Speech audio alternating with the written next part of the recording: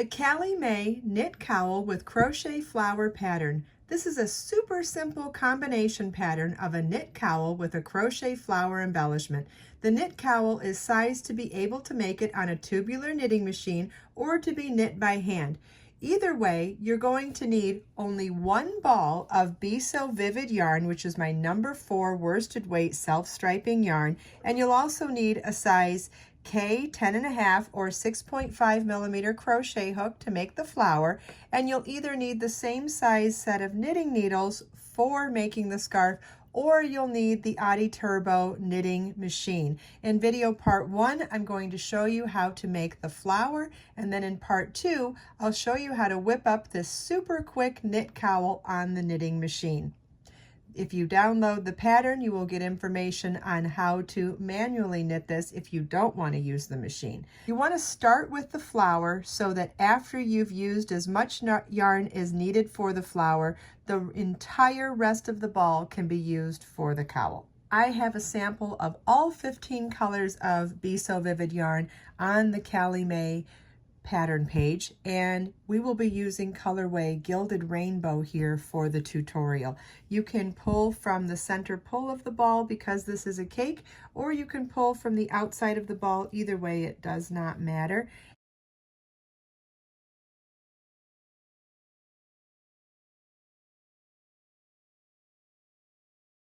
Here we go, sunny days. In the cake, you can pull from the center or you can pull from the bottom. I'm going to pull from the center because for these scarves, I set the cake right on the floor. Let's see, I didn't set this up right. Hold on a second. In my haste to show you how to clamp, I didn't get the handle close to me. And I wanted to be able to show you a couple other components as well. So before I even get to the hand crank, I wanted to show you that there is a number bar here, or there's a number screen. It'll tell you how many revolutions around if you're trying to match something specifically. And this little guide here is going to be important after we finish casting on, but I want my hand crank to be closest here, so I'm going to hook around this leg.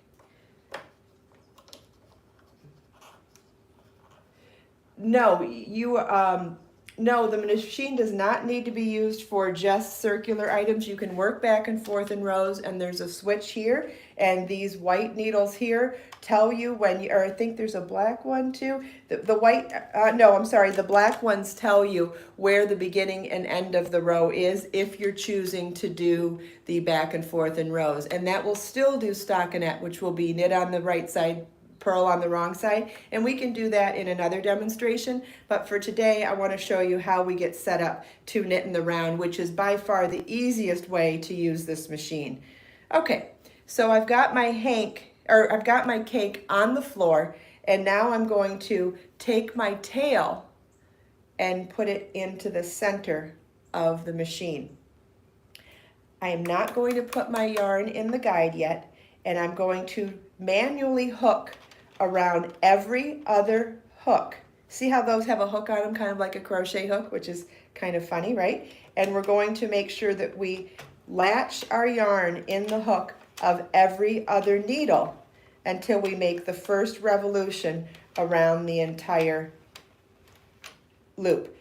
I also wanted to point out, I put at least 2 feet of yarn under here, and that's because of the way that we're constructing the scarf. If you were just doing any old thing, you would want to keep your tail the length that you would normally keep your tail for weaving in loose ends, but because we're cinching this scarf up and sewing it together and sewing it to the flower, I like to be generous with my tail on this. And so now I'm slowly hand cranking. You want to make sure you only work in one direction with the crank, because you can work in both directions. And we're just going to latch every other hook. Can you see this okay? Yes, there are other Addi knitting machines for making socks and smaller items either. This is the largest machine. Okay, we've made it all the way around. We've latched into the same hook twice from the beginning, and now I'm going to open up my knitting guide. Not only open it, but I'm going to slide this into that guide there. Did you see that? I slid it into there, and then I'm going to close the guide. Okay? All right. And now I'm going to hold the yarn here with just the tiniest bit of tension. Not tension, but you want it to be taut so that the yarn doesn't wiggle too much as it's being knit on the machine. And until you, oh, I'm attached, my tripod was sitting on it. And then you want to start slow. And if you decide that you feel comfortable and want to go faster, you can do that as you go, but it will be a trial.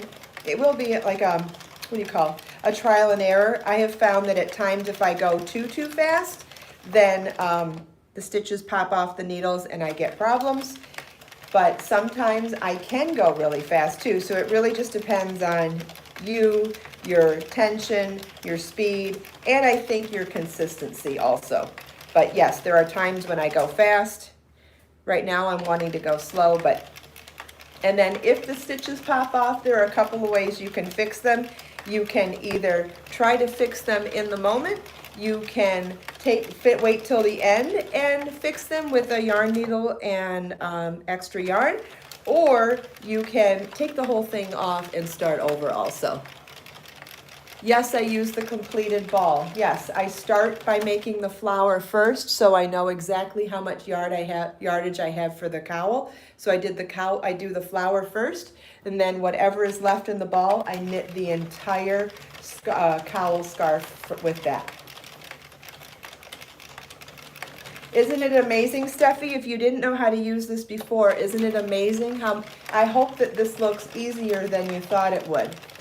This is a number 4 worsted weight. I believe it could handle Be So Easy number 5. We can try that another day for sure. I would definitely be willing to experiment with this to show you. Lisa says it does. Lisa, are you answering the question about bulky 5? Have you tried thicker yarn on here?